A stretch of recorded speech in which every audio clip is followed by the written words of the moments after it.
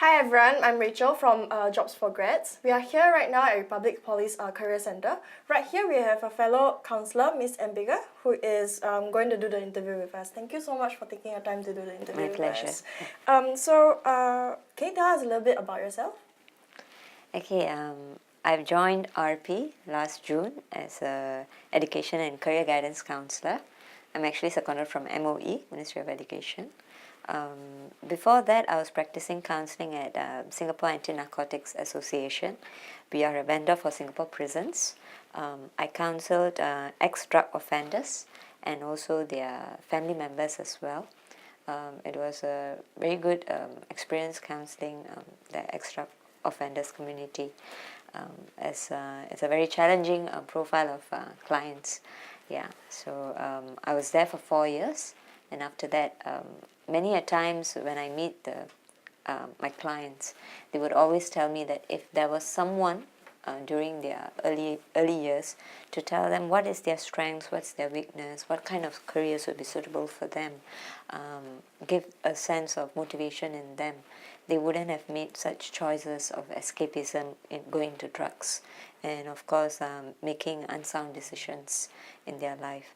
So I think that inspired me to actually move forward to enable youths to make more informed decisions in their career, help them find out what is their passion, what is their interest, and therefore they can make more informed decisions, and that can be a source of motivation for them. So that's why I'm here today with you. Thank you for having us. So now you're at ECG, right? So what do you do actually to help the youth to find their career path? Okay, to put it simply, we help them answer these 3 questions in terms of career and about themselves as well. The first question is, who am I? Students, to help them discover what is their strengths, what is their passion. Put shortly, VIPS, their values, interests, personality and skills. So once you have a better understanding of yourself, then you can move on to the next phase of where am I going? So they can make more informed choices of their course choice or their career choice or further education pathway. And after that, the third question will be, how do I get there? You know, for some of them it's quite straightforward. After poly, straight away they go through a scholarship and go to their uni. For some, they would need some working experience first, you know, to get more skills, and then they would apply for a degree. For some, they would still need more time to make other decisions because their finances may not be right, or some family situation or values will not match. So this is how we journey through the 3 phases of every student who comes for career counselling. I see. So do you actually think that now in this society, in this economy, right, do you find that fresh graduates, regardless from polytechnics or universities, right, they actually have a harder time finding jobs outside? Oh, definitely. Especially since 2009, I think this year the hit is quite hard in terms of graduates getting employed. Some of the reasons would be automation is on the rise. Many jobs are getting extinct, are no longer around, and also skills gap. You know, students, when you study the diploma or the degree, theory-wise, you're there. Knowledge-wise, you're there. But certain soft skills are being lacked. You know, like negotiation skills, social skills, interpersonal skills. That's a lack. And also some technical skills, because technology is on the rise. Students shouldn't be afraid of technology. They should have the resilience to work along with technology. So you need to have some technical skills to work with technology as well.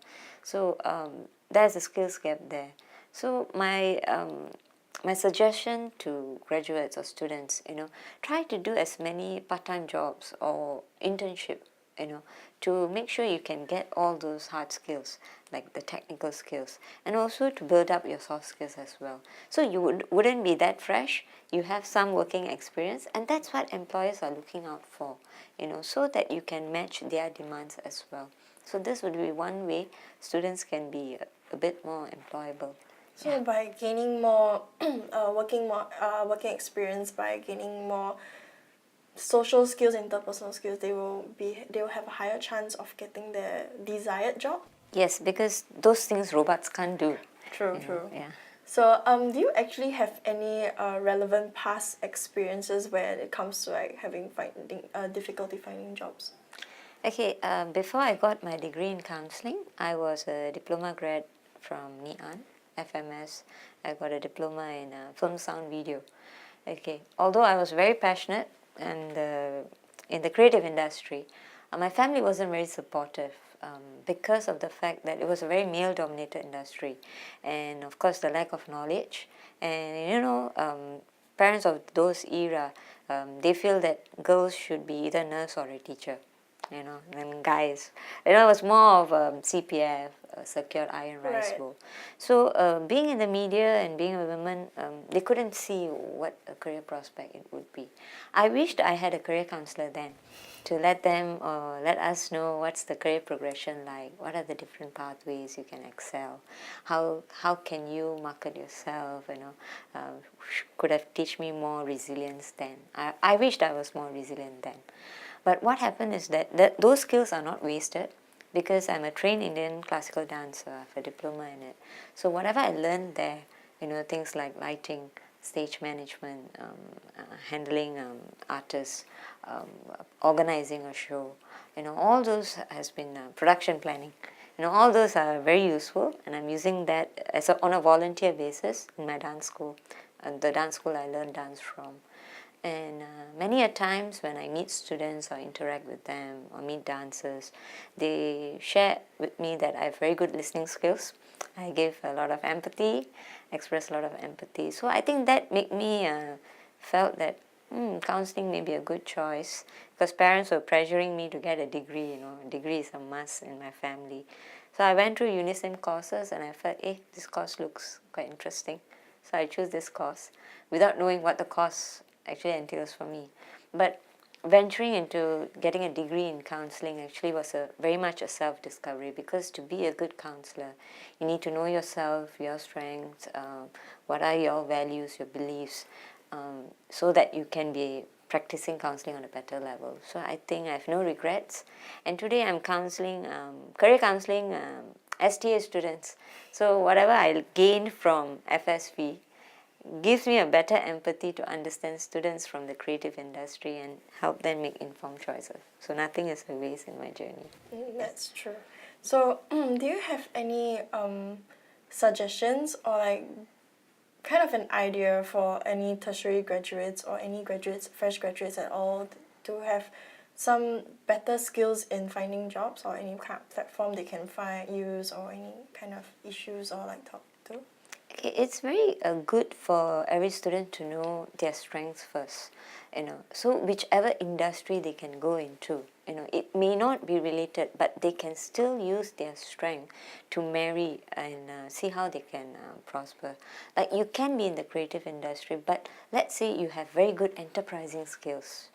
You need to marry those skills together, and every student need to be very tech savvy.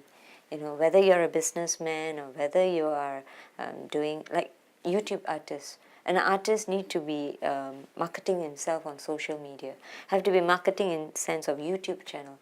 Those things were not needed then, but now it is a must, so that you're marketable, people know about you, and you need to get the public to interact with you on social media. You see, so social media is a very important, online marketing is very important nowadays. So I would encourage every student to be very tech savvy, to know what's the technology like, so you can get courses on it. It'll be very good. At the same time, to get very good soft skills, like communication, EQ, emotional intelligence, career resilience, very important to survive in the fourth industrial revolution, which we are all embarking in. True. So, networking is very important. Of course, yeah. Especially, I encourage students to go into volunteer work, in their free time. Why? It's because when you volunteer, you actually gain good networking, because you meet different walks of life. People come to volunteer. At the same time, you're getting a new skill. Right. Yeah. So it's good that you have to move out of your shell. Even it's good. I encourage students to go for mountain climbing, because nowadays HR personals, they want resumes which have such skills. Why mountain climbing? Because a mountain climbing person has very good resilience. Perseverance. Yes, exactly. And I heard a very interesting answer from a student that a person who does mountain climbing knows how to climb the hierarchy chart. You see. So such things actually gauge a person's personality. Right. So it's not just about getting a diploma and degree. You need to have this extra skills, and that's why we are in skills future era. So having good skills, good network, kind of have all in one, but also have to be tech savvy because automation is kind of taking over the place, Yes, right? yes. So we have to work well with machines and social media platforms and all kinds of platforms to get us up to our wanting desired place, right? Yes. Don't fear technology. I mean, that's not what we are trying to put the message. You know, ride with the technology, rise with the technology. You know, be prepared that your colleague working next would be a humanoid, a robot. You know, your hiring manager may be a robot. You know what a robot can do, and know the strength of a robot. You know, they are very accurate, they're very efficient. You know, data can be generated very fast. But what a robot doesn't have, communication, negotiation skills, social skills. You know, that is where we stand a higher chance, and that's where we can work together with them and make economy a better one. Yeah. And ECG is actually helping youth to find this kind of place where it's a kind of place where youth can come and like ask about their career path and anything that they're having dilemma or issue with.